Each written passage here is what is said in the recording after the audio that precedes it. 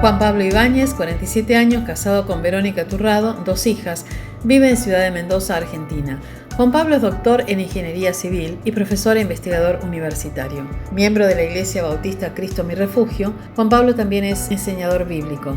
Desde el año 2012 tiene un llamado al estudio integral de las Escrituras desde una perspectiva hebrea que reconstruye el contexto original. Ha tenido diversas capacitaciones en Brasil en 2013 y en 2014 y 2015, y en 2017 vivió en Israel, en la región de Beersheba, junto a su familia, donde estudiaron hebreo moderno en la Universidad Ben Gurión del Negev y han servido en la congregación mesiánica en Eilat, al sur de Israel. En 2020 lanzó con su esposa el curso virtual Anímate al Hebreo Bíblico, donde enseñan hebreo bíblico a partir de la interpretación del texto hebreo masorético del profeta Isaías. Bueno, buenas tardes a todos. No los puedo ver por una cuestión de pantalla, pero sé que están ahí. Así que bueno, una alegría estar compartiendo de nuevo en este ámbito de TJC2 hacia el Concilio de Jerusalén número 2, que bueno, es una cita histórica de Hechos 15. En Hechos 15 se relata ese concilio de los hermanos, de la comunidad en Jerusalén y en distintas ciudades, Antioquía y demás, donde tiene anclaje esta visión, ¿sí? Esta visión de reconciliación, de convergencia, después de 2000 años. La historia de la fe mesiánica, de la fe en Yeshua, en Jesús como el Mesías, son 2000 años de novela, diría yo. Son 2000 años donde no hubo década, no hubo siglo, donde no haya habido dificultades, guerras, devastaciones, exilios, persecuciones, dificultades.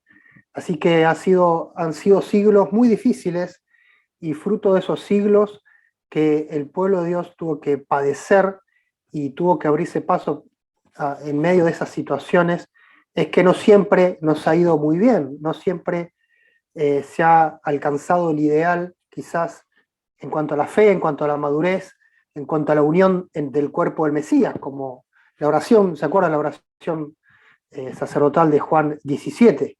Que todos sean uno para que el mundo crea. Bueno, no nos ha ido tan bien en ese sentido si uno lo ve desde el punto de vista externo, desde el punto de vista de denominaciones y la cuestión entre Israel y la iglesia gentil, en fin, la iglesia histórica, los movimientos actuales. Han sido siglos difíciles, y me acordaba de una palabra del apóstol Pablo allá en Grecia, cuando está en Atenas. Con esto vamos a empezar a tratar de charlar y de seguir pensando en esta reconstrucción de la perspectiva hebrea de las Escrituras. Espero que tengan ahí la Biblia a mano y que tengan algún cuaderno, los que quieran anotar algunos versículos bíblicos que vamos a citar y vamos a leer. Hechos 17, versículo 30. ¿Se acuerdan? Hechos 17 está Pablo en el Areópago visitando los altares, ¿sí? Toda esta filosofía y esta religión griega de Atenas, y hasta que encuentra al altar al Dios no conocido, y dice, después de charlar un poco con los varones atenienses, les dice, versículo 30 de Hechos 17, pero Dios, habiendo pasado por alto los tiempos de esta ignorancia, ahora manda a todos los hombres en todo lugar que se arrepientan. Y ahí va a introducir al Mesías como este varón designado por Dios, que Dios da fe de que es el varón, el juez, porque lo ha resucitado de los muertos. Este fue el discurso de Pablo, y acá Pablo le hace a los griegos una especie de moratoria. A mí siempre me llamó la atención, porque Pablo le dice, bueno, Dios ha decidido pasar por alto los tiempos de esta ignorancia, pero ahora manda que a las personas en todo lugar se arrepientan, como diciendo, bueno, hasta ahora Dios fue tolerante y ahora está la oportunidad de hacer un borrón y cuenta nueva. ¿Sí? Yo creo que el Espíritu dio a Pablo a decir esto, como diciendo, ustedes han estado en ignorancia, su religión, sus dioses, su filosofía, pero ahora ustedes tienen la chance de acercarse al Dios verdadero, creador del cielo y de la tierra, sustentador y salvador de todos los hombres por medio de su ungido, del Mesías. Y yo pensaba, quizás también Dios o el Espíritu de Dios puede estar diciéndonos a nosotros, a esta generación. Quizás Dios quiere decir a esta generación, a vos y a mí, que bueno, que Él pasa por alto el tiempo de nuestra ignorancia de las escrituras de una forma más profunda, nuestra ignorancia del contexto original de la palabra, nuestra ignorancia de la dependencia que tiene la Biblia, ¿sí? El texto sagrado nuestro, este que tengo acá, que tienen ustedes en sus casas, del pueblo de Israel, nuestra ignorancia o nuestra aceptación de que este libro es un libro que quizás, bueno, cayó del cielo directamente para vos y para mí, sin intermediarios, y tenemos que interpretarlo como tal, de la mejor manera que podamos, cuando en verdad no es así, cuando en verdad es fruto de una interacción extensa y vertiginosa de Dios con Israel, que está plagado de cuestiones que tienen que ver con la vida de fe de un pueblo, que la Biblia existe porque hubo un pueblo que insistió en vivir cerca de Dios, aunque le costó, aunque por momentos se cansó, aunque por momentos desistió, y pagó por eso. Nosotros como que a veces, quizás por herencia, quizás por una ignorancia de los siglos acumulada, hemos tenido una visión de la palabra como algo que no tiene que ver mucho con Israel, y si tuvo que ver ya no lo tiene que ver. Yo creo que esto es una ignorancia. Yo creo que como estamos acá en la visión de TJC2, de acercarnos a Israel es acercarnos a la fuente, como decía María, es acercarnos a la fuente de nuestra identidad espiritual, ¿sí? Nosotros tenemos que entendernos como personas que somos acercadas al Dios de Israel, ¿sí? Leemos Efesios capítulo 2, nosotros que estábamos lejanos, sin pacto, sin promesa, sin culto, sin nada que santificar, o sí, teníamos cosas que santificar como culturas, pero no eran el Dios verdadero, el Dios de Israel, el creador del cielo y la tierra, que se manifestó específicamente de una forma más estructurada, por medio de una ley, por medio de profetas, todo por medio de un pueblo, Israel. Entonces esta ignorancia yo creo que Dios la está pasando por alto, pero manda ahora a la iglesia, manda ahora a sus discípulos que nos pongamos las pilas, que nos arrepintamos de esta quizás esta visión tan teologizada que tenemos de la Biblia. A veces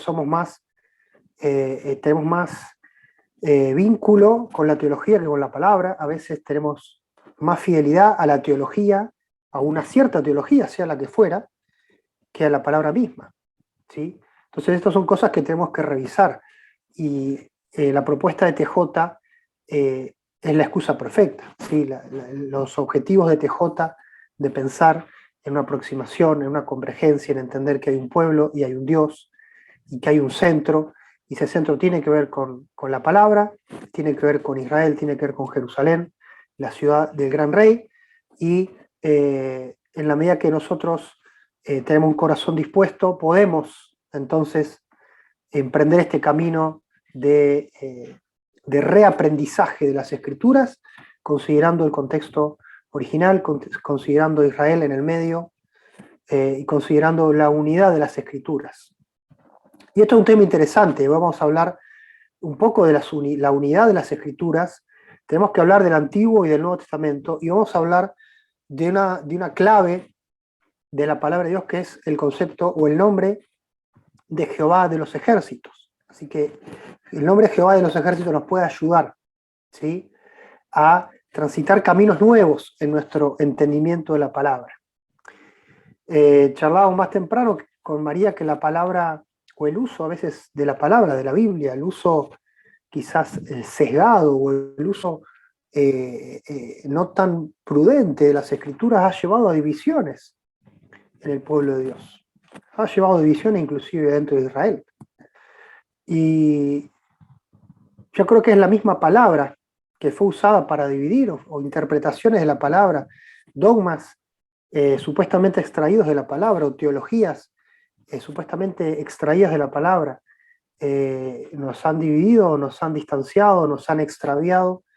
El volver a la palabra puede ser sanador, ¿sí? Yo creo que la palabra tiene un poder sanador en la medida que le damos primacía al Espíritu Santo y a la palabra por sobre la teología de moda, o la teología que yo aprendí o el dogma que a mí me gusta, y nos volvemos a Dios, al Espíritu de Dios, y decimos queremos ser enseñados por Dios, queremos ser discípulos, ¿sí? Queremos ser discípulos, conocer la verdad, ¿sí? Y ser libres. Entonces, volver a la palabra con necesidad y con un reconocimiento de que estamos en deuda, de que hubo un tiempo de ignorancia, de que necesitamos conocer más, que necesitamos redescubrir, creo que puede ser sanador para nuestra fe y para este tiempo, ¿sí?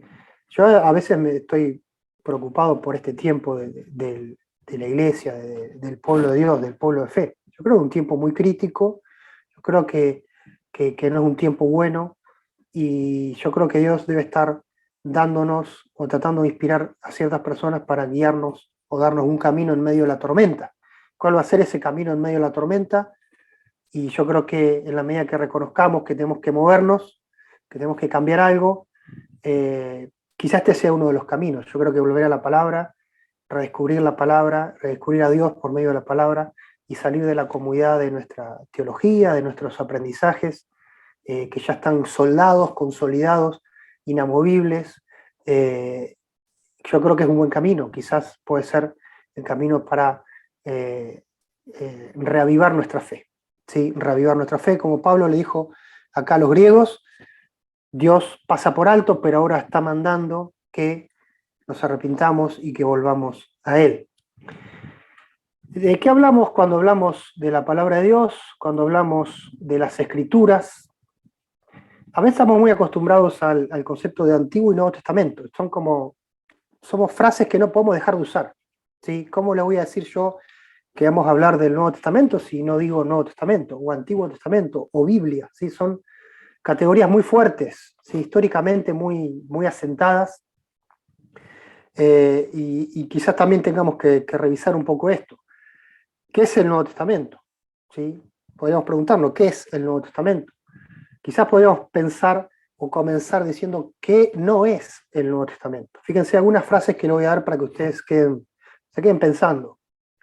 El Nuevo Testamento no es una segunda Biblia, ¿sí? El Nuevo Testamento no es una segunda Biblia. Tampoco es una nueva Biblia que reemplaza a otra Biblia, que vendría a ser el Antiguo Testamento. Tampoco es eso.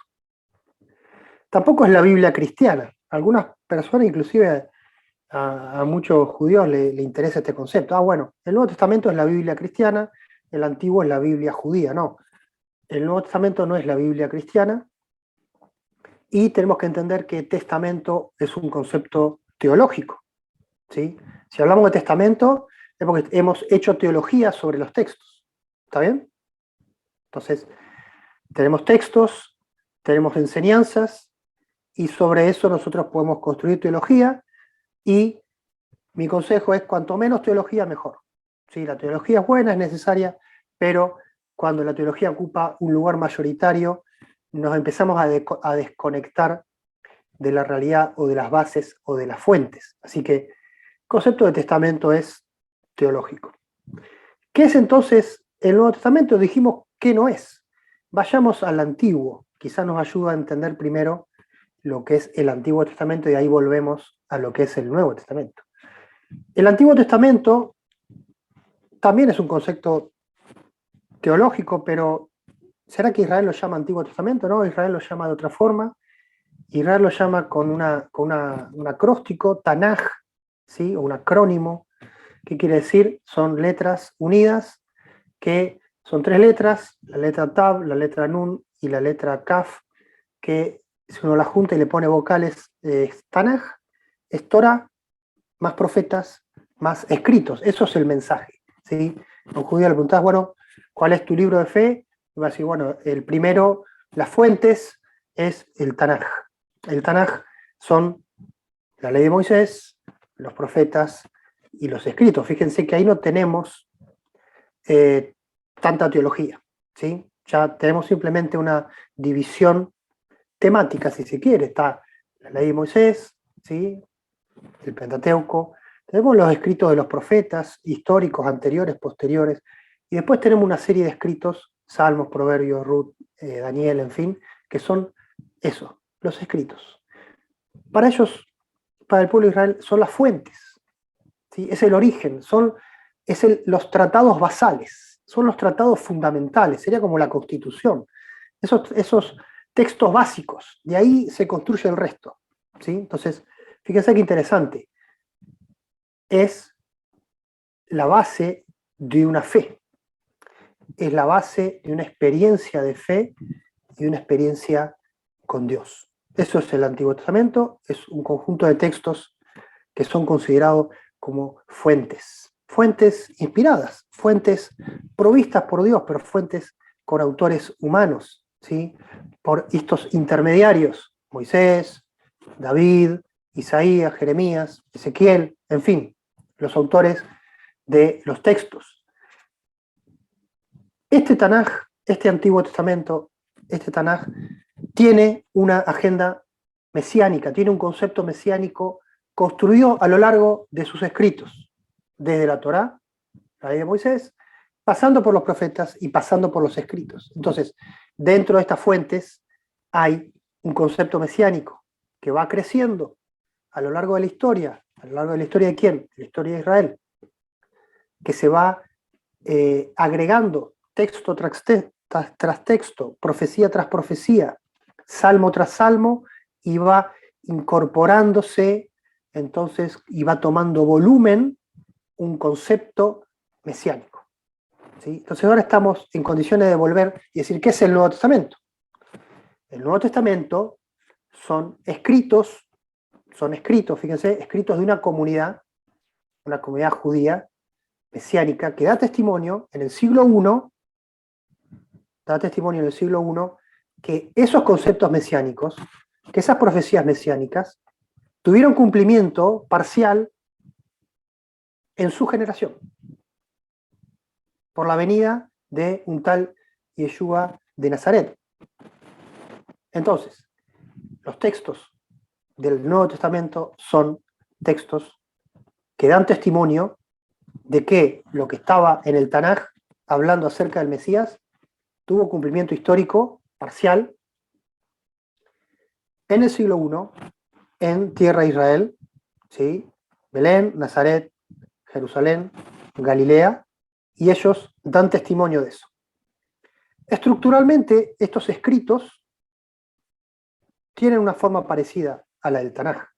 Podríamos pensar en una ley o una Torá del Mesías, ¿sí? Un Pentateuco del Mesías, que son los evangelios más el libro de Hechos, y después escritos proféticos, Apocalipsis, algunas cartas de Pablo podrían ser consideradas proféticas, y escritos, ¿sí? Cartas personales, el escrito a los hebreos y demás. Entonces tenemos ahí una redefinición, ¿sí? De los escritos de la Nueva Alianza. Los judíos mesiánicos le llaman al Nuevo Testamento Brit Hadashah, Nueva Alianza, ¿sí? Son escritos de una nueva alianza, también es un concepto teológico, pero podemos decir que son escritos que dan testimonio de un cumplimiento mesiánico parcial del Tanaj en el siglo I de nuestra era. Ahora, el Nuevo Testamento también tiene su propia historia, ¿sí? Lo tenemos nosotros completamente en griego, y esto puede llamar la atención. ¿Por qué la historia de un Salvador judío, que es para los judíos y para todo el mundo, por qué ese libro va a estar escrito en griego? ¿Qué tendría que ver? Eso ha llevado a mucha conjetura, eso ha ayudado, ¿sí? A que haya un distanciamiento o haya una comprensión un poco equivocada de lo que es el Nuevo Testamento, ¿sí? Las opciones que yo le comenté al principio, bueno, es una Biblia gentil que viene a reemplazar a la Biblia judía, es una segunda Biblia, o es la nueva Biblia que da por vieja a la Biblia anterior y cosas por el estilo. El hecho de que haya estado escrito en griego genera una distancia. Uno de los motivos por qué tenemos un Nuevo Testamento escrito en griego y no en hebreo es porque las verdades de ese siglo I, o sea, las verdades, los evangelios, los mensajes, las predicaciones que se dieron en Tierra Santa, en Tierra de Israel, fueron totalmente orales. Estaban las personas ahí anunciando, estaba Yeshua anunciando, estaban los discípulos anunciando, estaban los apóstoles predicando, no había necesidad de escribir nada. Cuando pasó el tiempo, cuando pasó esa generación, la segunda generación cuando vino la destrucción de Jerusalén, cuando los discípulos tuvieron que exiliarse, salir por motivo de la persecución, irse de Tierra Santa a otros lugares, empezaron a quedar distantes y huérfanos de enseñanza.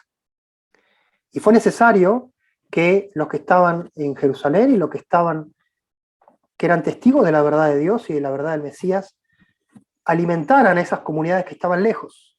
Y para eso tenían que escribirles cartas y tenían que pasarle un mensaje.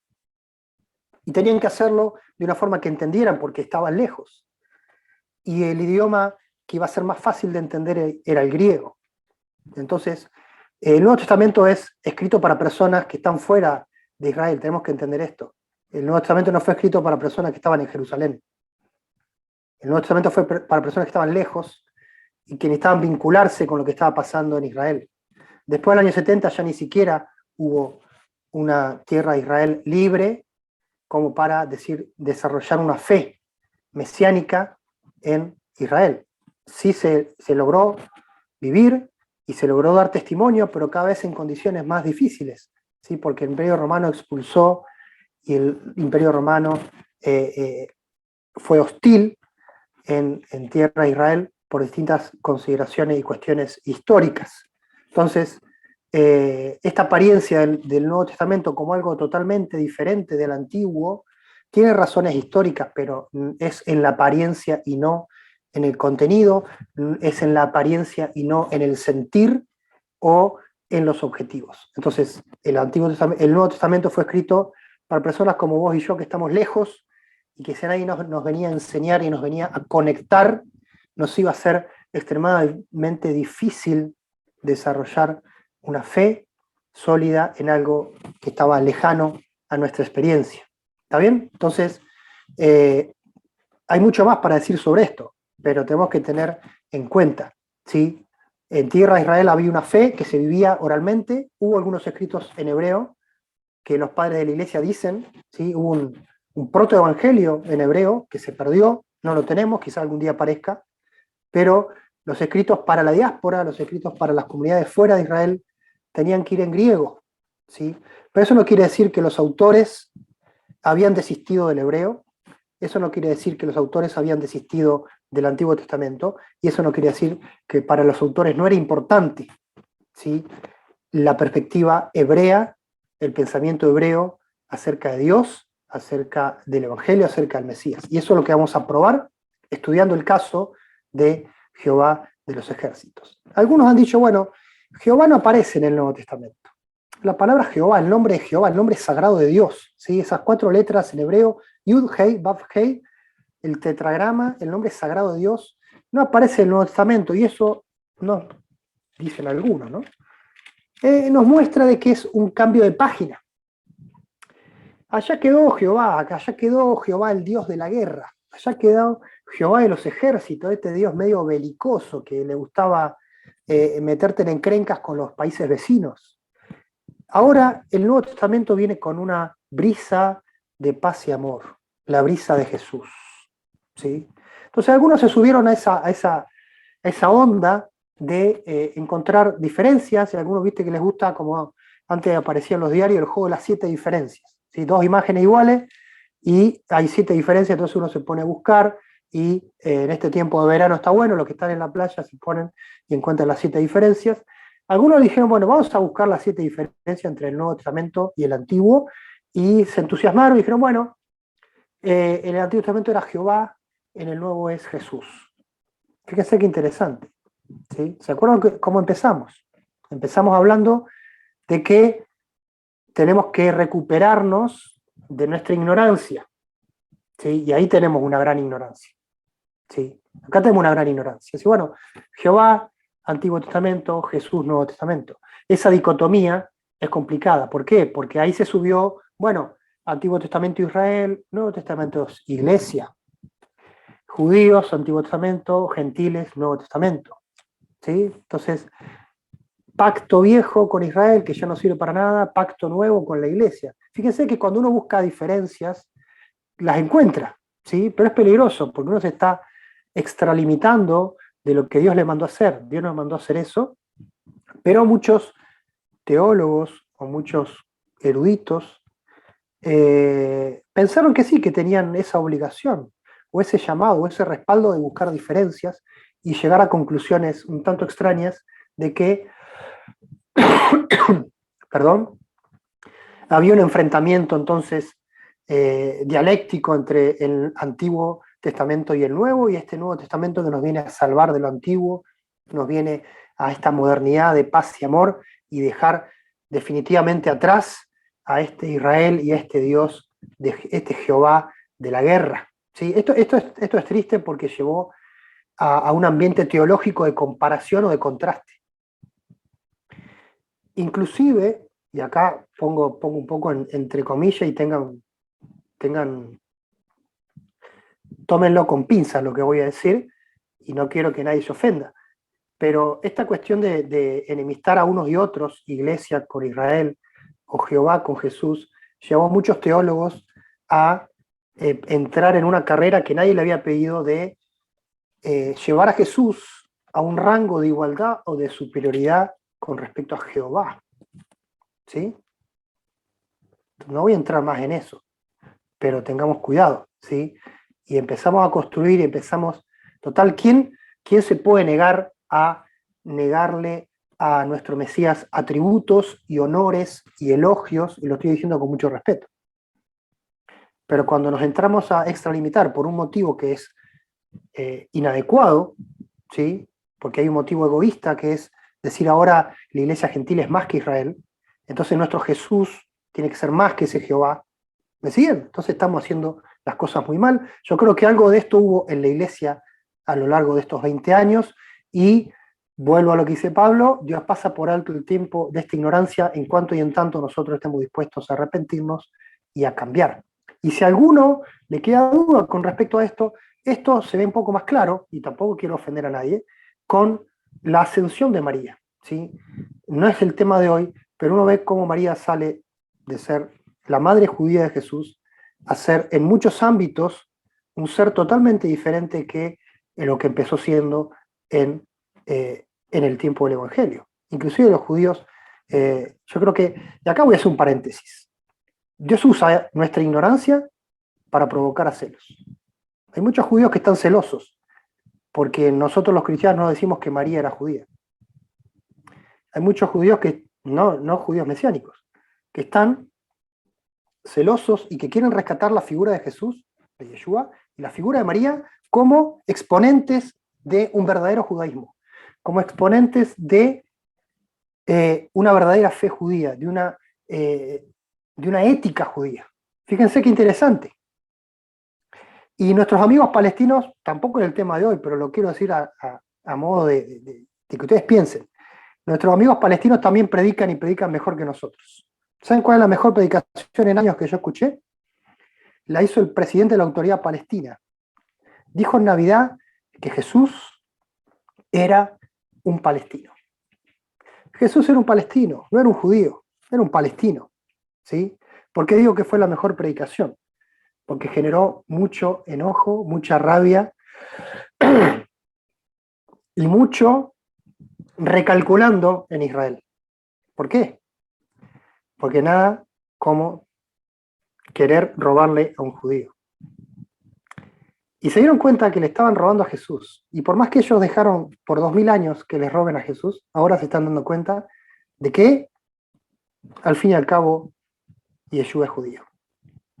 Y se enojaron mucho, porque el presidente palestino dijo, Jesús es un palestino. Entonces, esa predicación me encantó, porque está provocando celos en Israel. Ahora, nosotros, ¿qué estamos predicando? ¿Estamos diciendo que Yeshua es judío? ¿Estamos diciendo que Yeshua es Yeshua de Nazaret, el profeta? ¿O estamos diciendo que en realidad es un Jesús griego? ¿En realidad es un Jesús romano? ¿Qué Jesús estamos predicando? ¿Sí? ¿Palestino, romano, griego? Tengamos cuidado con esto. ¿Sí? Volvamos. Yo les propongo que en los minutos que nos quedan hagamos un poco de arqueología textual. ¿Escucharon bien? Arqueología textual. Les doy un segundo para que lo mediten. Arqueología del texto bíblico. ¿Para qué? Para exhumar. Vamos a exhumar a Jehová de los ejércitos del Nuevo Testamento. Vamos a excavar, agarren la pala, agarren el pico, porque vamos a exhumar a Jehová de los ejércitos del Nuevo Testamento. ¿Pero cómo? ¿No era que no aparecía Jehová en el Nuevo Testamento? Fíjense, vamos a investigar. Es interesante investigar la palabra de Dios, no solamente leerla, estudiarla, meditarla, investigarla, porque ella tiene mensajes profundos para el que quiera. Los famosos tesoros ocultos. Me puse a investigar qué significa Jehová de los ejércitos, ¿sí? Todos aquellos que han leído el Antiguo Testamento se han cansado, ¿sí? Vino palabra de Jehová de los ejércitos diciendo, vino palabra de Jehová de los ejércitos diciendo, wow, ¿sí? Se repite mucho. Me puse a investigar, ¿cuándo, quién, dónde aparece Jehová de los ejércitos en el Antiguo Testamento? Fíjense, no aparece en la Torá. No aparece en la Torá Jehová de los ejércitos, sí Jehová, pero no Jehová de los ejércitos, como nombre. No aparece en Josué ni en Jueces, o sea que no es un nombre antiguo. No es un nombre antiguo. En algún momento de la historia apareció la necesidad de empezar a hablar de Jehová de los ejércitos. Aparece en 1 Samuel, en 2 Samuel, en Reyes y en Crónicas. En total en estos libros unas 19 veces. Pocas veces. El nombre, Jehová de los ejércitos, o Jehová Tsebaot. En hebreo, Tsebaot, ejércitos. ¿Sí? Jehová Tsebaot. Ese es el nombre en hebreo. Aparece algunas veces también como Jehová Elohei Tsebaot, que sería Jehová el Dios de los ejércitos. Es una variante.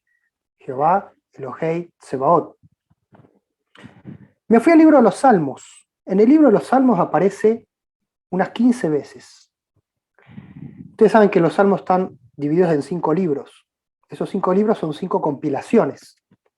No sabemos muy bien cuándo fue compilada cada una de estas compilaciones, pero posiblemente son de distintos tiempos históricos.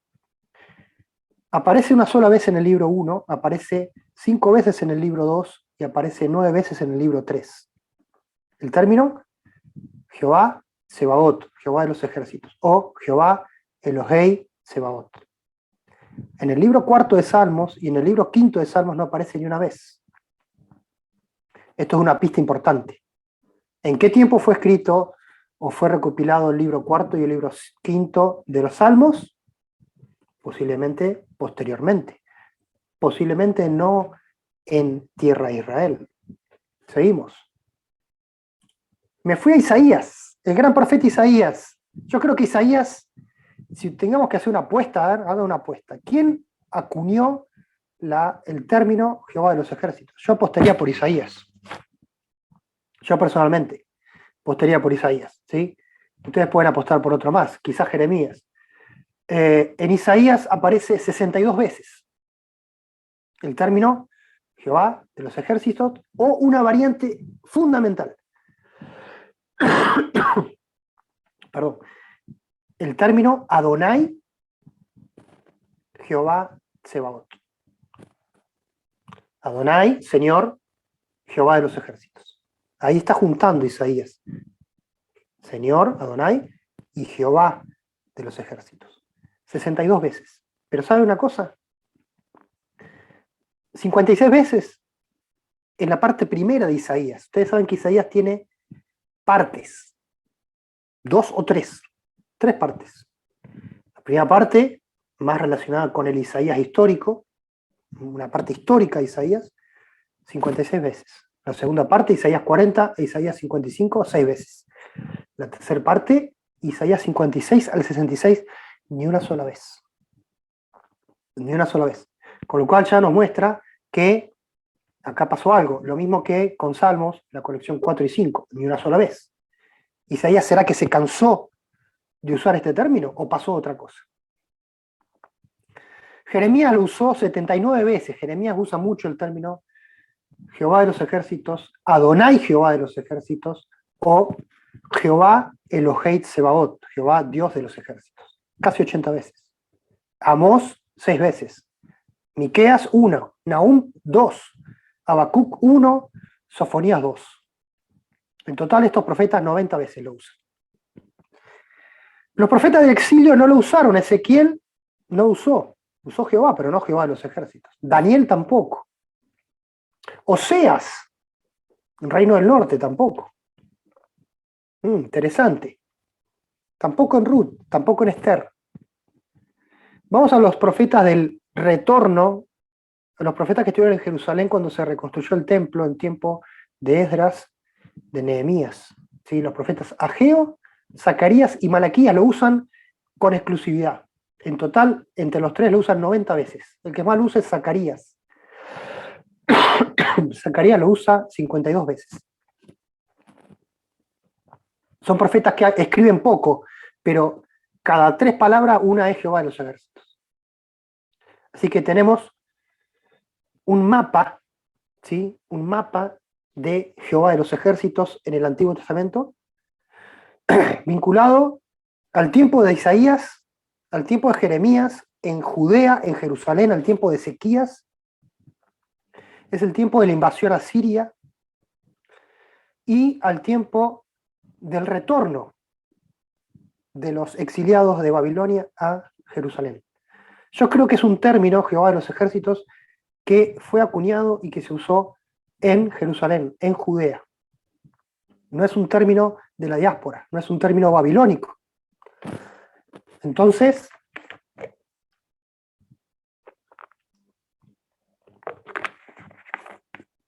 es un término que tiene que ver con el reino de Jerusalén, con el reino de Judea, con el trono de David. Jehová de los ejércitos es un término político, más que militar, es un término político, es un término de fe, es una declaración de que Dios va a respaldar al pueblo judío, va a respaldar la monarquía de David, va a salvar el trono de David. ¿Sí? Jehová de los ejércitos tiene que ver con eso.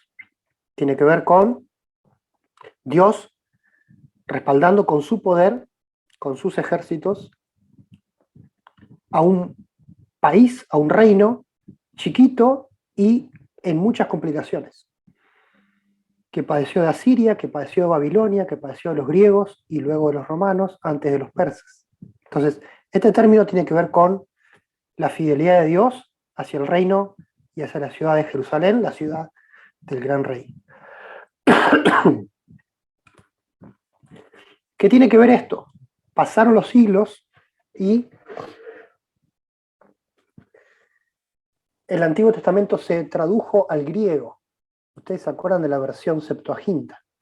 ¿Sí? La versión Septuaginta, la versión de los 70, se tradujo el hebreo al griego, allá en Egipto, los reyes de Egipto, la comunidad judía de Egipto. Y ahí se tradujo el término Jehová de los ejércitos. Disculpen la tos. El nombre Jehová dejó de usarse. Empezó a usarse Adonai.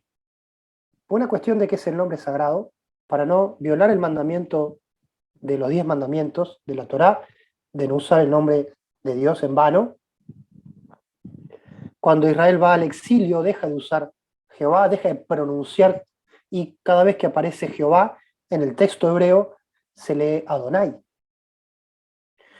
Entonces, Adonai, que ya lo usa Isaías, va a terminar reemplazando a Jehová. Pero queda Tsebaot, ejércitos, Tsebaot. El nombre Jehová Tsebaot son 2 palabras que literalmente es Jehová ejércitos. Jehová ejércitos. En español decimos Jehová de los ejércitos. Pero en hebreo hay una estructura que se llama smihut, una estructura de 2 sustantivos juntos, donde uno se apoya en otro, Jehová se apoya en ejércitos. Entonces yo entiendo cuando leo Jehová Tsebaot, entiendo Jehová de los ejércitos. ¿Está bien? En hebreo pongo Jehová Tsebaot y en español yo tengo que traducir Jehová de los ejércitos. Ahora, ¿cómo los traductores de la Septuaginta lo pusieron en el griego? ¿Sí? Estamos haciendo arqueología, no se olviden. Vamos a ir a la Septuaginta. Esos traductores del siglo III, siglo II, antes del tiempo de Yeshua, ¿cómo tradujeron Jehová Tsebaot? Usaron Kyrios en lugar de Adonai o en lugar de Jehová. Señor, Kyrios. Está el Nuevo Testamento lleno de esta palabra. Kyrios, Señor. Señor para acá, Señor para allá, ¿sí? Para referirse a Dios, para referirse a Yeshua, en fin. Kyrios, Señor. Adonai, Jehová. ¿Sí? ¿Se dan cuenta? Kyrios viene a reemplazar a Jehová o a reemplazar a Adonai. Pero faltaba traducir la palabra Tsebaot. Y acá viene la sorpresa. Y acá viene ya el primer punto donde yo pido que ustedes estén atentos. ¿Cómo se tradujo Tsebaot en el griego? Tres formas. La primera forma, es la más llamativa, fue una transliteración. Escribieron en griego con letras griegas Sabaot. Sebaot, hebreo. Escribieron en griego Sabaot, con S. ¿Todo bien? Sabaot. Entonces, cuando uno va a Isaías, en griego, la Septuaginta, encuentra Kyrios Sabaot. En Malaquías, por ejemplo, ya pusieron la palabra todopoderoso, pantocrátor en griego. Pantocrátor. O sea, de los ejércitos es todopoderoso. El traductor entendió que la mejor forma de decir Jehová de los ejércitos es Jehová o Señor todopoderoso. Y otra, en Salmos, por ejemplo, Señor de los poderes o Señor de la eficacia. Kyrios ton dinameón. El Señor de los poderes mágicos. El Señor de los poderes milagrosos. O el Señor de la eficacia. Aquel que hace todo bien. Entonces, estas tres formas se encontraron para traducir al griego Jehová Tsebaot. Ahora, la que más me llama la atención es la primera, la transliteración a Sabaot. Porque un griego iba a leer Kyrios Sabaot. ¿Sí? Imagínense, yo leo en mi Biblia, imagínense en español, que esté Señor Sabaot. Yo te quiero predicar, hermano, de el Señor Sabaot. Vos no vas a entender nada. Eso le pasaba a un griego que leía la palabra. Le estaban hablando de un señor Sabaot. ¿Quién es este señor Sabaot? Se llama Sabaot. ¿Me siguen? Un término raro, un término inentendible, a menos que el que leyera tuviera contexto hebreo de las Escrituras. Porque cuando leía Kyrios Sabaot, señor Sabaot, claramente se reía, hacía una sonrisita y decía, estuvieron traduciendo, transliterando el Esmihut de Jehová de los ejércitos. Así que fíjense que el traductor fue celoso. El traductor al griego fue celoso y dijo, ¿cómo voy a traducir de otra forma que no sea Jehová Tsebaot? Tanto le pesaba ese nombre que puso una transliteración Sabaot en la Septuaginta.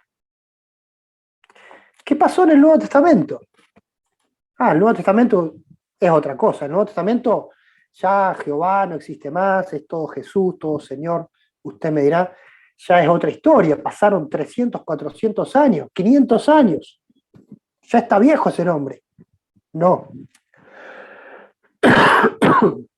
Vamos a ir a Romanos, capítulo 9.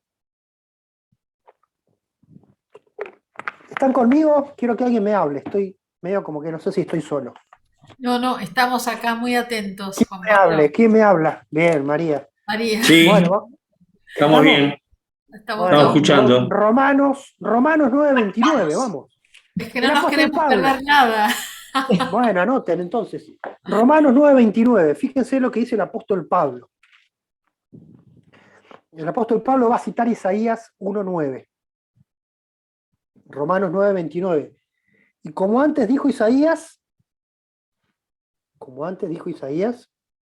si el Señor de los ejércitos, si el Señor de los ejércitos no nos hubiera dejado descendencia, como Sodoma habríamos venido a ser, y a Gomorra seríamos semejantes. Ahí está citando Isaías capítulo 1, versículo 9. Ahora fíjense, ¿leyeron? Señor de los ejércitos.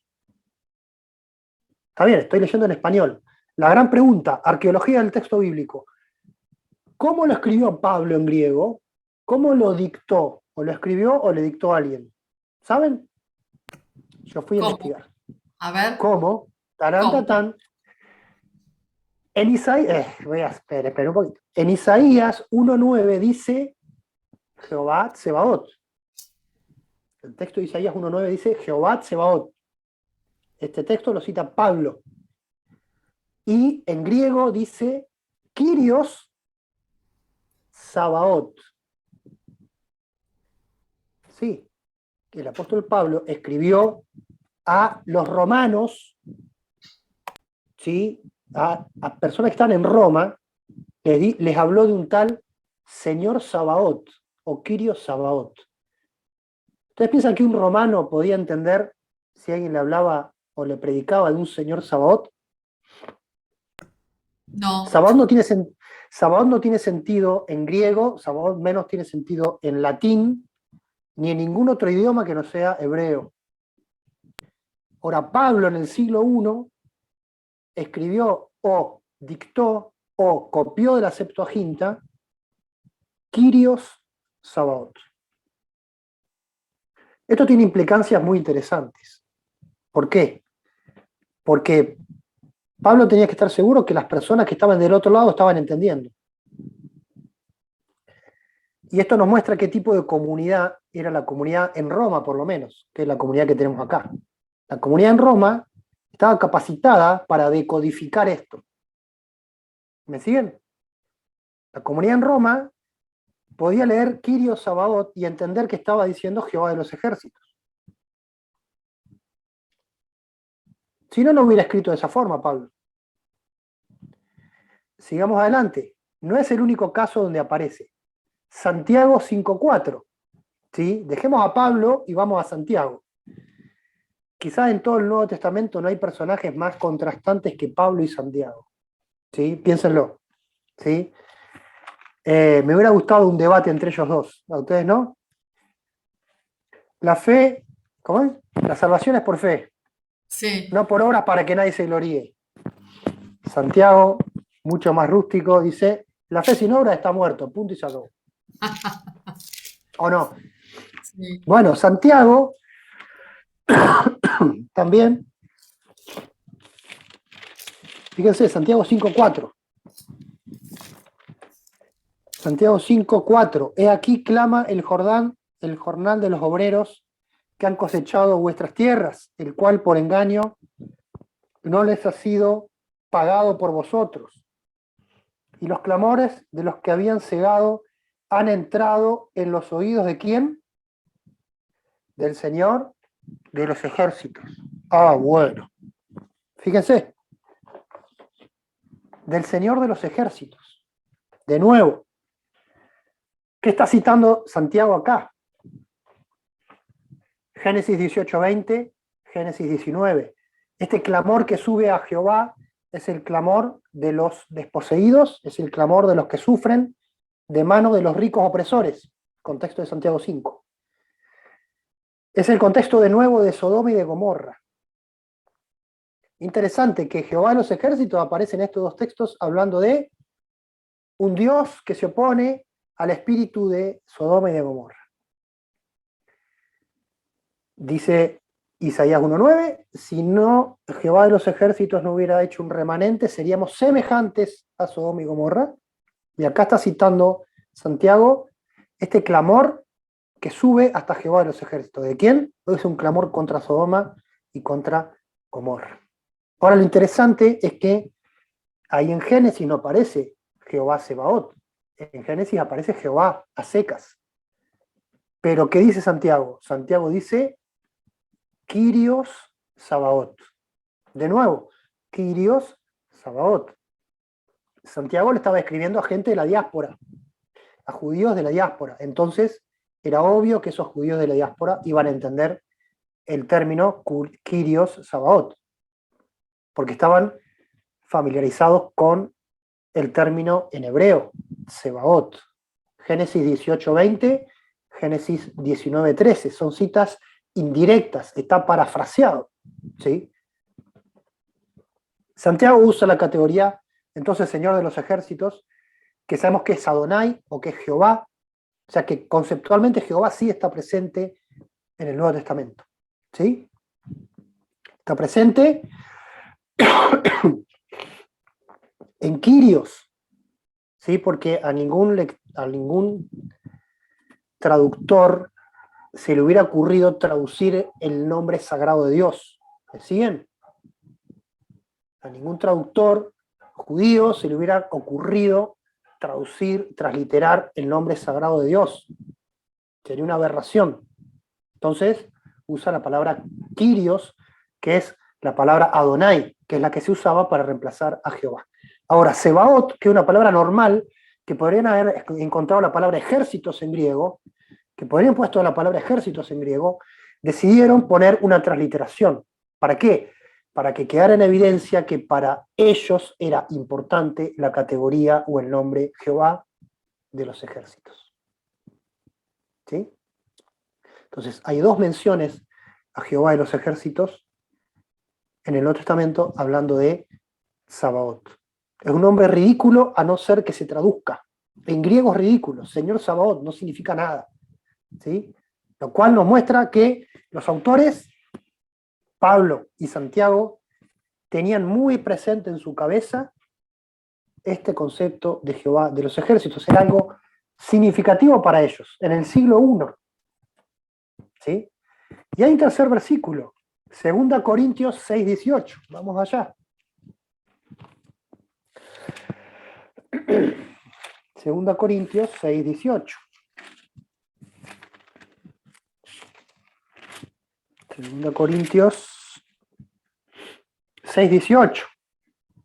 Está hablando, ¿se acuerdan? La concordia entre Cristo y Belial, qué parte tiene el creyente con el incrédulo, ¿sí? Toda esta cuestión que hace Pablo, y cita algunos versículos, y en el versículo 18 de 2 Corintios 6 dice, seré para vosotros padre, y vosotros me seréis hijos e hijas, dice el Señor Todopoderoso. Acá Pablo dice, el Señor Todopoderoso. ¿Cómo está en griego? ¿Cómo lo escribió Pablo en griego a los Corintios? Kyrios Pantocrator. Kyrios Pantocrator. ¿Sí? Acá usó otra forma de la Septuaginta para traducir Jehová de los ejércitos, ¿sí? Como Jehová Todopoderoso. Lo interesante es que en las citas que Pablo hace, acá también es una cita medio como en la diagonal, o sea, cita 2 o 3 pasajes, un pedazo de cada uno, y tiene que ver con Ezequiel 37:27, Isaías 52:11. En esos dos textos, la palabra que aparece es Jehová. Isaías y Ezequiel, Isaías 52:11 y Ezequiel 37:27, hablan de Jehová a secas. Pero Pablo acá dice Señor Todopoderoso. Traducido a su cabeza, Jehová de los ejércitos. ¿Sí? Kyrios Pantocrator. ¿Sí? Si uno va a la Septuaginta, sabe que esa expresión traduce Jehová de los ejércitos. Así que Pablo vuelve a usar ahora con los corintios el término Jehová de los ejércitos. ¿Relacionado con qué? Con un Dios de remanente. Y acá conectamos con el uso histórico de Jehová de los ejércitos. Jehová de los ejércitos, dijimos, a mi entender personal, después de investigar, es un nombre relacionado con Jerusalén, relacionado con Judea, relacionado con el reino de Judea, con el trono de David, con un reino que está en dificultades, pero que Dios es el garante. Por eso Pablo dice, Jehová de los ejércitos es el que garantiza un remanente de fe. Si no, seríamos todos igual a Sodoma y Gomorra. Si no, todo esto no tendría sentido, inclusive lo que estamos hablando hoy. Si Jehová de los ejércitos no tuviera un remanente, todo estaría perdido. Pero gracias a Jehová de los ejércitos, a Jehová Todopoderoso, al Pantocrator, a Kyrios Sabaoth, hay un remanente y hay esperanza. ¿De qué? De que todo Israel va a ser salvo de que todas las naciones se van a volver al Dios único y de que el Mesías va a volver. Así que ese es el panorama del Nuevo Testamento, y tenemos una última cita en Apocalipsis, porque en Apocalipsis es donde vuelve con fuerza el concepto de el Todopoderoso. Si ustedes ven, aparece muchas veces en Apocalipsis el término Pantocrátor, Todopoderoso. Fíjense lo que dice Apocalipsis 1.8. Búsquenlo en sus Biblias, Apocalipsis 1.8. Hay una cita en Apocalipsis 1.8 que cita al profeta Amós, capítulo 3, verso 13. Vamos a Apocalipsis 1.8. El término Pantocrátor aparece mucho en Apocalipsis, al inicio y al fin. 1.8, fíjense lo que dice. Yo soy el alfa y el omega, principio y fin, dice el Señor, el que es y el que era y el que ha de venir, el Todopoderoso. Si uno va al griego, dice que Él es el Kyrios Theos, o sea, Señor Dios, el que es, el que era, el que ha de venir, y después dice el Todopoderoso, el Pantocrátor. ¿Sí? La cita de Amós 3.13 es: ahí Dios es llamado Adonai, Jehová, Elohei, Tsebaot.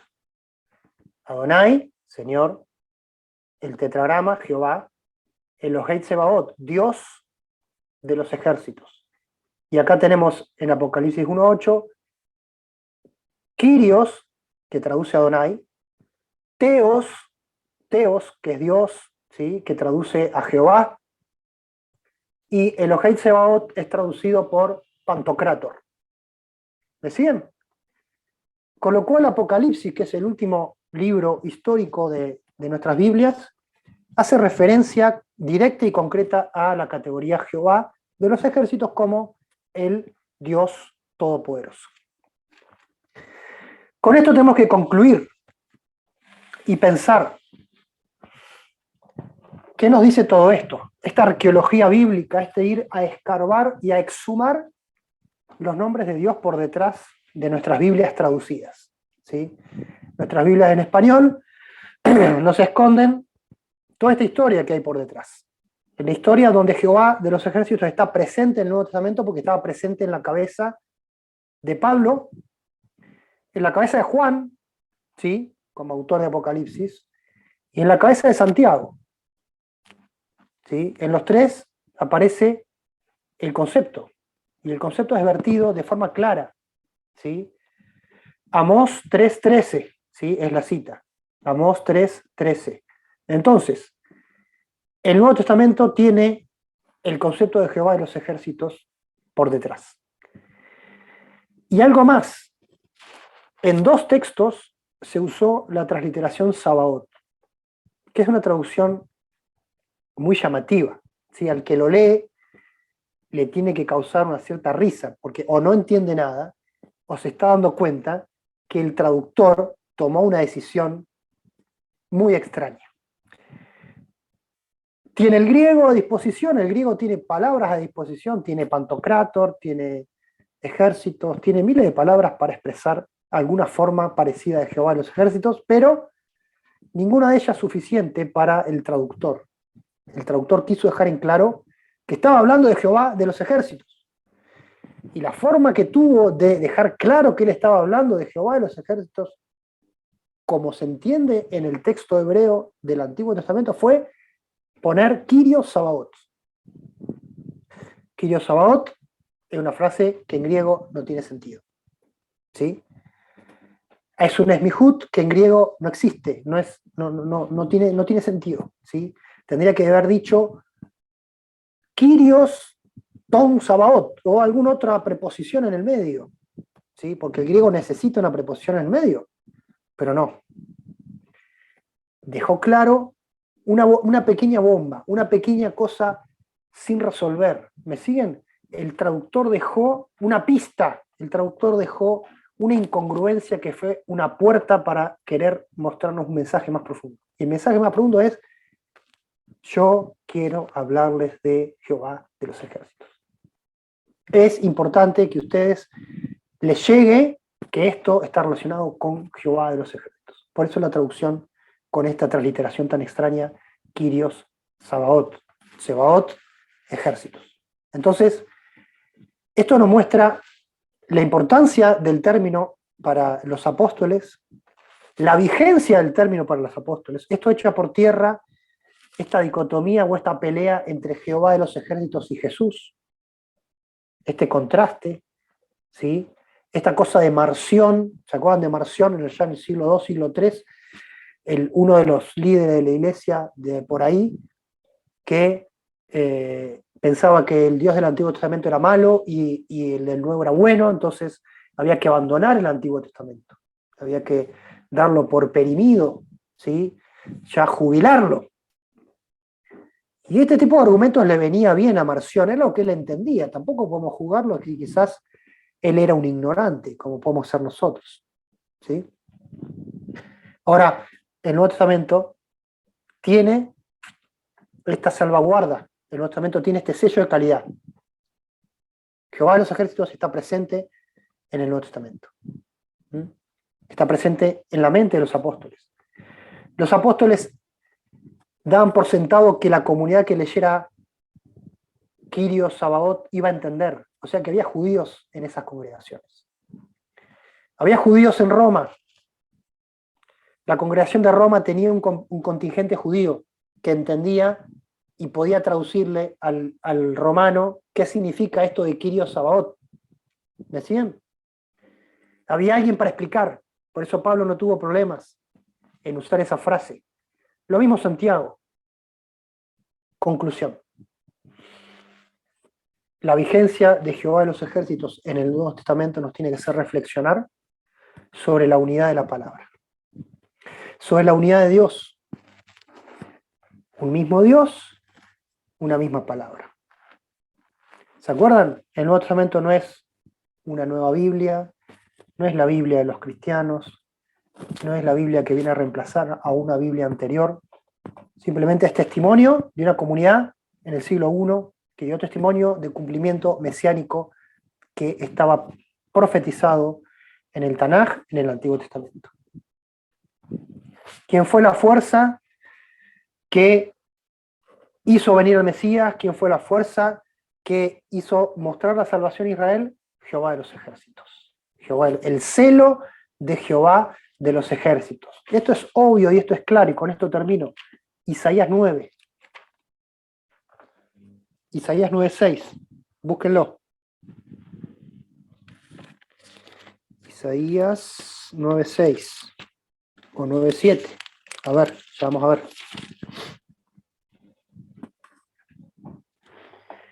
Isaías 9:6.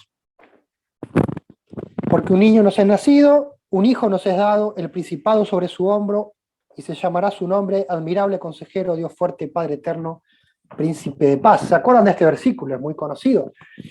Un versículo mesiánico, profético, que nosotros aplicamos tranquilamente al Mesías, a Yeshua. Versículo 7. Lo dilatado de su imperio y la paz no tendrán límite sobre el trono de David y sobre su reino, disponiéndolo y confirmándolo en juicio y en justicia desde ahora y para siempre. El celo de Jehová de los ejércitos hará esto. El celo de Jehová de los ejércitos hará esto. Entonces, el Evangelio, la venida del Mesías, el Evangelio, el Nuevo Testamento, la Iglesia, la salvación, todo lo que ustedes quieran, es obra del celo de Jehová de los ejércitos, lo dijo Isaías, ¿sí? Que para mí fue quien acuñó, o al menos en su época se acuñó este término, Jehová de los ejércitos. Así que el Nuevo Testamento existe por el celo de Jehová de los ejércitos. Entonces no podemos, en ignorancia, desterrar a Jehová de los ejércitos del Nuevo Testamento. Porque está presente, y porque como está profetizado en Isaías 9:6, 9:7, es el celo de Jehová de los ejércitos que hizo la obra del Mesías. Gracias al celo de Jehová de los ejércitos, el Mesías vino, el Mesías hizo la obra y el Evangelio puede ser anunciado. Así que con esto quiero dejar a un tiempito de preguntas y agradecerles por haberme tenido paciencia. Ha sido un estudio largo, ha sido medio quizás tedioso por momentos, difícil de seguirme, pero espero que se haya entendido y haya sido claro. Que Dios les bendiga. Muchas gracias, Juan Pablo. ¿Me puedes ver o estás con una con la Te puedo ver, te puedo ¿Me ver. puedes ver? No, muchísimas gracias. Te seguimos con atención y ahora abrimos ese espacio que invitaste de preguntas. Yo ya tengo una pregunta. Excelente el estudio, excelente. Tengo 10 páginas. Los ejércitos. ¿Qué son los Sí. ejércitos? Buena pregunta. Yo investigué, la palabra Sebaot es ejércitos a secas, ¿sí? Inclusive la palabra Sabá se usa hoy en Israel cuando van los jóvenes a hacer el ejército obligatorio en Israel, es ir a la Sabá. Sabat, Sabaot es plural, ¿sí? El ot final es plural, entonces ejércitos o huestes. Una buena traducción también es huestes, ¿sí? Algunos especulan, bueno, son las huestes celestiales. Otro dice, bueno, él es señor de todos los ejércitos, o está por encima de los ejércitos, ¿sí? Yeshua habló de que el Padre podía venir a socorrerlo con legiones de huestes, ¿sí? Así que esto de que Dios tiene sus propias huestes celestiales es una verdad muy básica en la palabra, y yo creo que sería la primera acepción de Jehová de los ejércitos. Son las huestes celestiales, son sus ángeles, ¿sí? Con los cuales Él viene a reinar.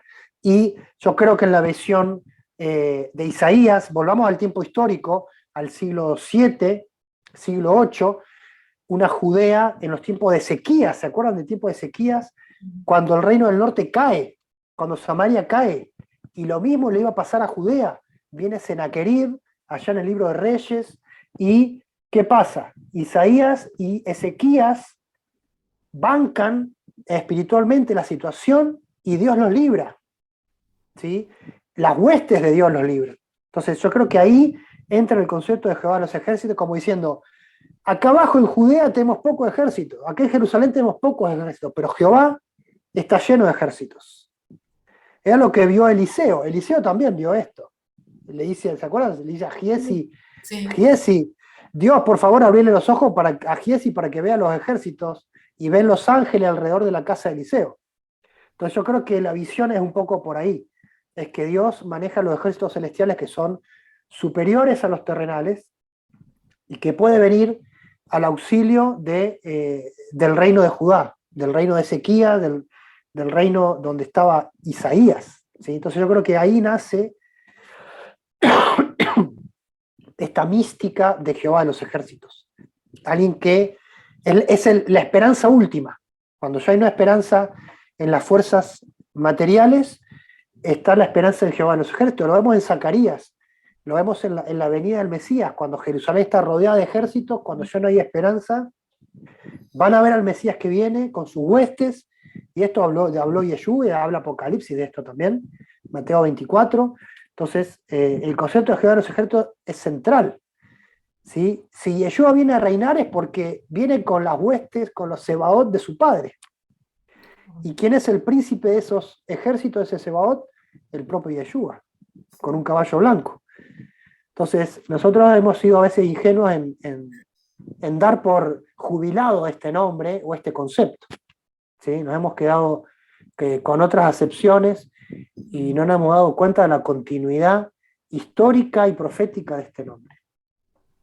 Creo que con eso respondí Sí, buenísimo. bastante. Estamos grabando, así que esto es buenísimo. Vamos a poner en orden, a ver, ahí levantó la mano Slata, que quería hacer una pregunta. Sí, Adelante. no entiendo el término que el Dios de los ejércitos garantiza un remanente de fe. No entiendo qué es cómo un remanente de fe. No lo entiendo.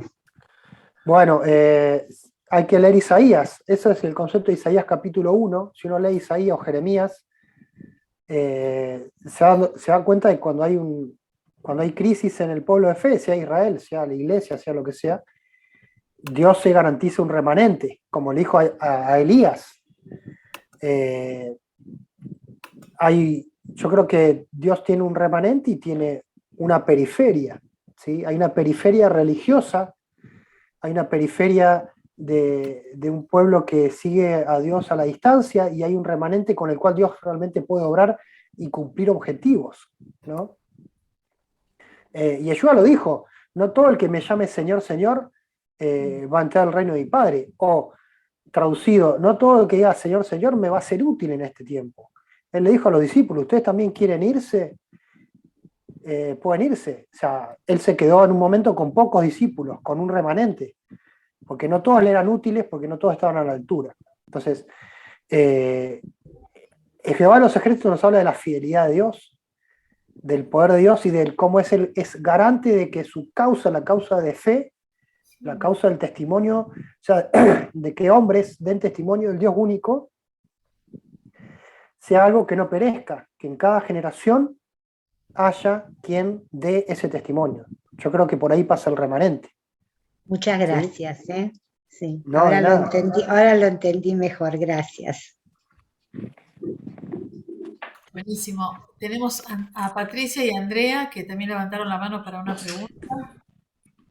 Sí, yo quería nada más sacarme la duda. Esta transliteración que hacen en los traductores del griego para poner Kyrios Sabaoth en reemplazo del Sebaot, es porque justamente esa palabra ejércitos incluía la parte de seres celestiales o espirituales, porque si no ellos tendrían una palabra para poner ejércitos en el sentido terrenal, digamos.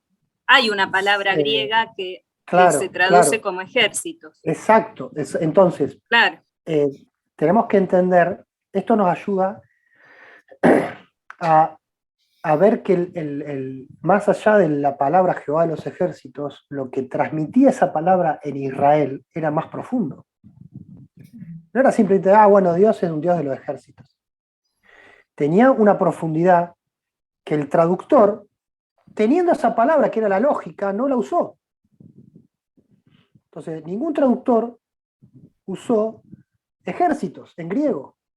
¿Me siguen? Que era la palabra obvia de un punto de vista literario.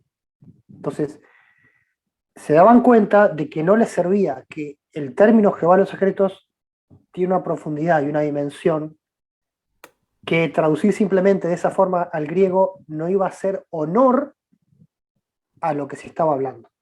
Entonces se usó Sabaoth como diciendo, bueno, yo pongo Sabaoth para que nadie entienda nada, para que le pregunten a alguien que sabe hebreo, y ese que sabe hebreo le va a explicar qué es Sabaoth. ¿Me siguen? O cuando, andando el tiempo, otros traductores de la Septuaginta, que no fue uno solo el que tradujo la Septuaginta, otros traductores de otras partes se inclinaron por Pantocrátor, todopoderoso, como diciendo, vamos a poner un término bien grande. Jehová de los ejércitos es un término muy grande, entonces vamos a poner todopoderoso. O Dios de los poderes milagrosos, como hay otra traducción. ¿Sí? O el Dios que es de los poderes eficaces. ¿Está bien? Entonces, en ningún lugar eligieron ejército, porque en definitiva no estaba hablando de gente uniformada, sino de que los ejércitos de Dios son poderosos. Que Dios es todopoderoso porque tiene huestes poderosas que las puede enviar a la tierra, que hacen su voluntad, ¿sí? Y esto también la palabra en los salmos, ¿sí?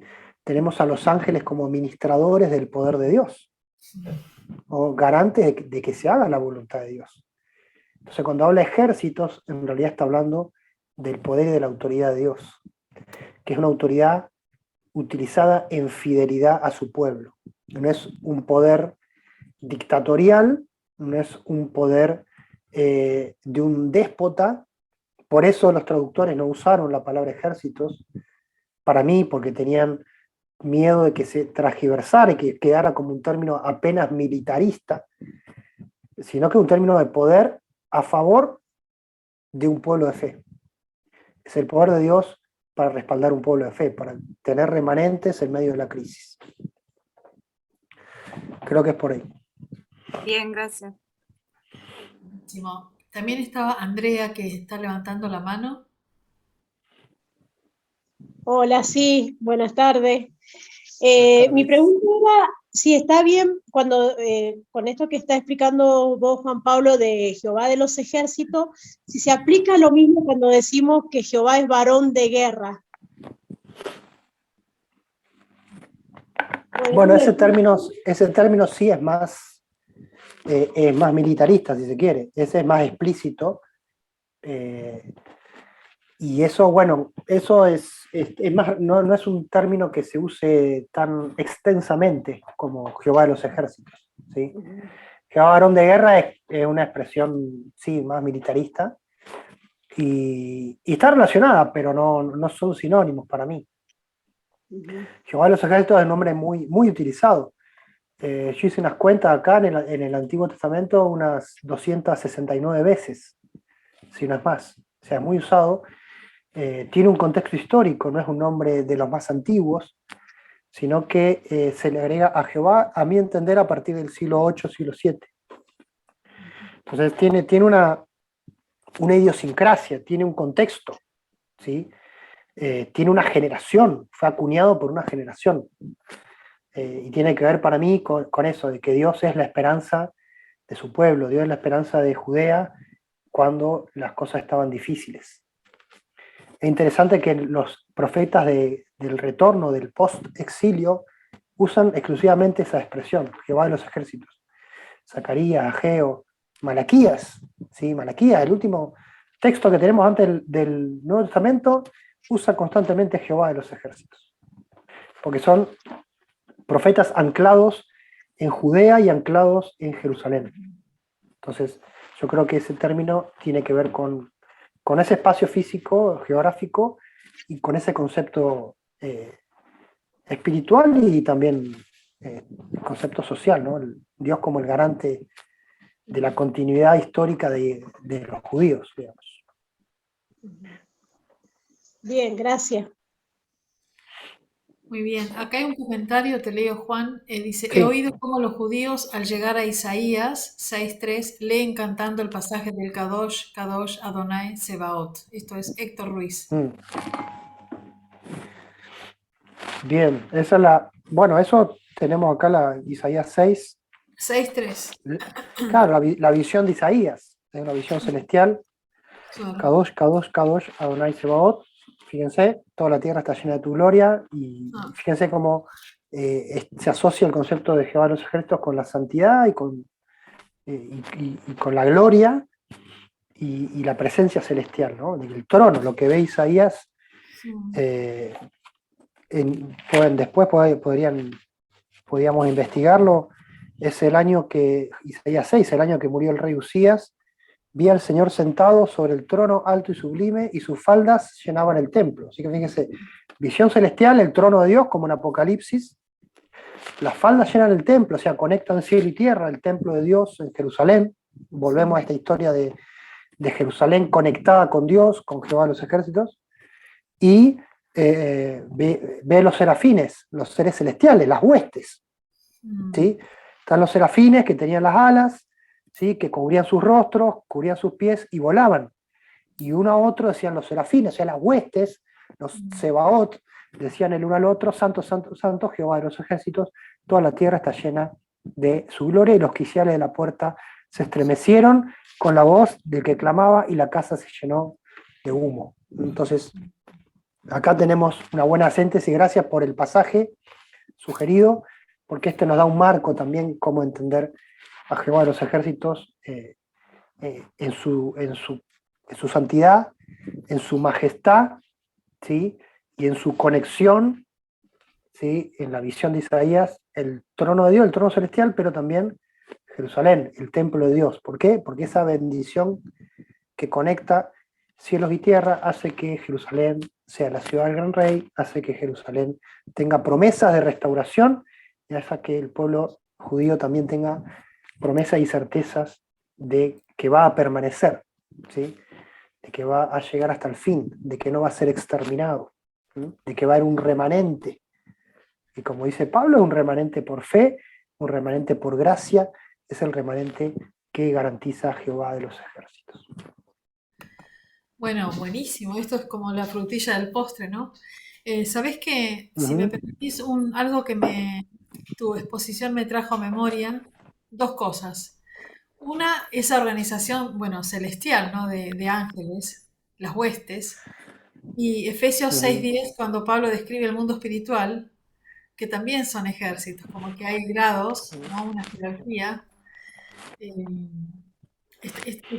esta cosa de la organización de los ángeles, ¿no? De los espiritual, ¿no? De nosotros nos movemos en un mundo espiritual realmente.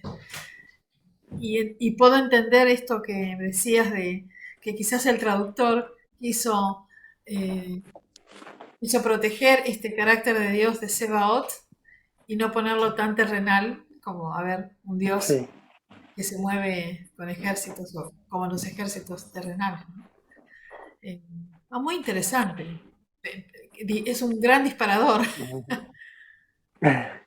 Sí, y entender que cuando leemos, por ejemplo, el Apocalipsis, el Dios Todopoderoso, ¿no? Que Sí, aparece mucho y es una frase, son de los versículos más emocionantes. Cuando uno va por Apocalipsis, cuando se cruza con el Dios Todopoderoso, son de los versículos más así emocionantes porque transmite mucho esto de que nuestro Dios reina, de que finalmente Dios se hace presente en la historia de la humanidad de una forma definitiva y lo hace en su calidad de todopoderoso, ¿sí? Pero conectar eso con ni más ni menos que Jehová de los ejércitos es mucho más enriquecedor porque nos da la continuidad que nos faltaba, esta continuidad histórica y conceptual entre el Tanaj y la Brit Hadashah, entre el Antiguo y el Nuevo Testamento, ¿sí? Entonces yo creo que es un gran puente que une, ¿sí? Jehová de los ejércitos es un concepto y es un puente que une y no que divide. Quizás alguien nos dijo alguna vez que dividía, que Jehová de los ejércitos era un término antiguo, militarista, y que estaba fuera de moda, que convenía no hablar de él porque da mala prensa, ¿sí? Porque no, es un Dios violento, es un Dios violento, mejor no hablemos de Jehová de los ejércitos, dejémoslo escondido y hablemos del amor de Jesús. Yo creo que inconscientemente esto está muy presente en muchas congregaciones, muchos hermanos, pero lo que vemos acá es que este Jehová de los ejércitos no es simplemente alguien que le gusta hacer la guerra, nada que ver. Sus huestes son celestiales y las huestes celestiales son huestes de bendición, son huestes de justicia, ¿sí? No están para hacer la guerra a cualquier manera y por cualquier objetivo, están para mantener la justicia en este mundo, ¿sí? ¿Y quién de nosotros no quiere justicia? ¿Sí? Es el anhelo de la humanidad, la justicia, y para Dios la justicia es fundamental, ¿sí? Es el cimiento del trono de Dios, la justicia del juicio, y Él mantiene su juicio y su justicia por medio de sus huestes, de su poder, que es un poder santo. Estas huestes no son mercenarios, estas huestes no son loquitos de la guerra, son serafines, son seres santísimos, son seres que están en la presencia de Dios, son seres más elevados que nosotros, tienen más rango que nosotros, porque ven a Dios cara a cara. ¿Está bien? Entonces, de estos ejércitos estamos hablando. Entonces no tenemos que esconder a Jehová de los ejércitos debajo de la alfombra, sino que tenemos que reivindicar este concepto, porque es un concepto importante y porque los autores del Nuevo Testamento quisieron que Jehová de los ejércitos estuviera en el Nuevo Testamento, y lo está, a través de sus respectivas traducciones. perfecto, Juan Pablo. ¿Me das pie a que cuente un pequeño testimonio Sí, muy chiquito que tiene que ver con esto que decís, que ahora me viene a la memoria? Lo comparto con el resto porque es para la gloria de Dios. En mi segundo año de convertida, yo estaba aprendiendo algo de esto, de los nombres del Señor, y en un momento de angustia, como todos podemos tener, yo sentí una gran angustia de noche. Entonces dije, Jehová de los ejércitos, ayúdame porque no puedo sola. Y al instante, al microsegundo, rompí a llorar y me quedé dormida y esa angustia se fue. Eso nada más tengo que, ahora me acuerdo, pensando en lo que decís es un nombre que tiene absoluta vigencia, que es un nombre de Dios. Amén. No dije todopoderoso ni nada, el Espíritu Santo me llevó a decir, Señor, Jehová de los ejércitos, te pido ayuda, envía tus huestes, dije, envía tus huestes, que no puedo sola. Era una oración absolutamente inocente de alguien que estaba empezando con la fe recién. Y Dios Qué bueno. así me libertó. Lloré, que fue para mí un rompimiento de algo, y me quedé dormida. Y amanecí lo más bien. Esa angustia se fue. Así que Gloria a ahora Dios. entiendo más ahora tengo más un panorama más desde la escritura de lo que pasó en ese momento. Yo me lo quedé como Amén. algo, como una perlita, y ahora Ujú. tiene todo un sentido escritural. Así que gracias. Gracias. Yo creo que, Juan, no sé si hay más hermanos que quisieran compartir, pero pueden abrir sus micrófonos. Yo voy a ir cerrando la grabación ahora y voy a pedir una oración a alguno de los hermanos, pero queremos darte gracias por todo lo que nos aportás en este segundo encuentro, que es la segunda parte, y yo creo que va a haber, conforme guíe el Señor, más charlas donde vos puedas seguir compartiendo en este camino de redescubrir o reconstruir y recuperar los tiempos, ¿no? Los tiempos que nos quedan, leyendo la escritura, haciendo toda ah, la integración de nuestra vida de fe con la escritura y que haya un hilo conductor. Entonces, vamos a pedirle antes si vos acá cerrás tu charla, a Elsie de JC2 de Estados Unidos, que es la primera vez que se suma y ella tiene una carga por Sudamérica. Le vamos a pedir a ella que pueda cerrar este tiempo de compartir y después abrimos los micrófonos y podemos dar gracias y compartir más. ¿Qué les parece? Elsie, te invitamos a que puedas compartir, a hacer oración. Okay. ¿Sí? Sí, gracias. Muchas gracias, ha sido de mucha bendición, pero vamos a orar juntos. Bendito Padre Dios eterno, en el nombre de Yeshua te estamos orando, Señor, que esto que hemos aprendido hoy, esta búsqueda arqueológica y que nos lleve, Señor, a constatar la continuidad, Señor, la continuidad de tu nombre, de tus propósitos, de la antigua alianza, como le han puesto la etiqueta, y la nueva alianza, Padre, Antiguo, Nuevo Testamento. Señor, trae que esa continuidad de un nombre tan importante, la audiencia, Señor, a la cual tú, Señor, tenías en mente. Señor, que podamos ver estas raíces hebreas tan fuertes y esta continuidad, Señor. En el nombre de Yeshua, te pido, Padre Santo, que en esta noche, que aún al irnos de esta reunión podamos seguir reflexionando y entendiendo, y al leer nuestras Biblias podamos encontrar más tesoros, Señor, y ver esta continuidad ahora y de la audiencia que tú tenías en mente. Padre Santo, que continúe, Señor. Llévanos, Señor, a esa unidad, a ese entendimiento, Señor, como hermanos de los patriarcas de la fe, Señor, porque no cayó del cielo nada más un día, como dice el hermano, hay un precedente y un fundamento fuerte. En esta noche te doy gracias, Señor, por medio de tu Espíritu, y gracias por esta reunión. Gracias, me siento privilegiada de estar aquí en esta noche con mis hermanos. Y gracias por tu bendición. En el nombre de Yeshua, en el nombre del Padre, del Hijo y del Espíritu Santo, gracias. Amén. Amén.